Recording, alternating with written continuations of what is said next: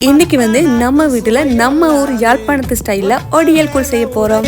போல சுத்தமான நம்மூர் சுவையோ ஆத்தா தந்த உசுர பைத்தங்க கிழங்கு பிளாக்கொட்டை இதை இப்ப அவிய வைக்க போய் சேர்ப்போம். அதாவது நண்டை போடுவேன். நண்டு போட்டா எங்களுக்கு இறால் போட தெரியாது. நண்டையும் இறாலையும் போட விட்டா கணவன் நான் போட நண்டு கால் தனித்தனி தான் போடுவீங்க. நான் இதை ஒன்றாவே போட்டு வச்சிருக்கிறோம். இதையும் இதில் சேர்க்கணும். கரைச்சி வச்சிருக்கிற புளியை விடணும். எவ்வளவுக்கு உங்களுக்கு தேவையான புளி சேர்க்கணும் அவ்வளவு பூல் முழுக்கங்க முழுக்க தேவை முழுக்கம் இல்லை. மீனை சேர்ப்போம்.